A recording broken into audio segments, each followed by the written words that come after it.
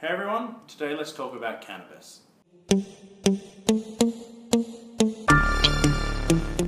So cannabis is a plant-derived drug.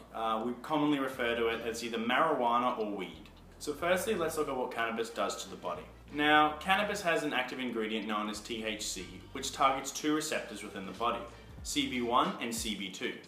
The CB1 receptors are found within a region of the brain, and the CB2 receptors are found within the periphery, so anywhere but the brain. Once THC targets CB1 receptors, it causes the body to feel euphoria or feelings of extreme happiness and enjoyment. With that, it also causes the body to feel relaxed, and it can also increase someone's appetite. By activating CB2 receptors, it causes muscle relaxation and a decrease in blood pressure. So cannabis is oil-based, meaning that it lasts a lot longer in the body compared to something that's water-based.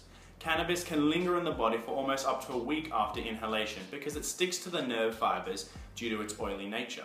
So now that we've looked at how cannabis works in the body, we can look at the potential side effects that can be caused by it. By THC activating CB1 receptors in the brain, it can potentially cause short-term memory loss, feelings of paranoia and anxiety, and it can also cause the person to hallucinate to a certain extent. By activating the CB2 receptors, THC can cause potential side effects of a dry mouth, red eyes, quite severe drop in the blood pressure, and tingly feelings throughout the muscles. So now that we've looked at the adverse effects of cannabis, we can look at why people are pretty cautious about its use. As I mentioned, it can cause quite a drop in a person's blood pressure, which is potentially hazardous in an individual.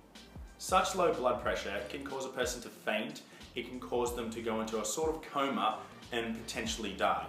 However, there hasn't been a reported case of overdose with cannabis since early 2008. So the risks of experiencing something like that are very, very minimal. So another reason why people are pretty cautious about the use of cannabis is its potential actions as a gateway drug. People think that once an individual starts to use cannabis, they'll want to use stronger drugs to give them similar feelings. They feel that people smoking cannabis will want to use things like cocaine or heroin, which have much more severe toxic effects. I think personally that this shouldn't be subjected purely to cannabis because there are many things out there which are legal that potentially could act like a gateway drug as well. Things like alcohol, tobacco, codeine, and other drugs available in pharmacies can potentially give you those uplifting effects and therefore can be subjected to being used as a gateway drug. Therefore, people's caution about the use of cannabis as a gateway drug is pretty unreasonable.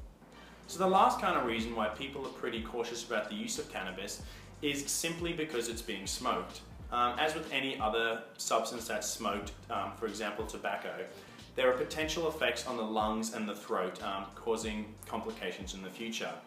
People use that as another excuse why cannabis should not be used. So there we go. We've talked about how cannabis works, its potential side effects, and why people are pretty cautious about its use. In my opinion, cannabis seems more of a safe drug than many other legal substances out there.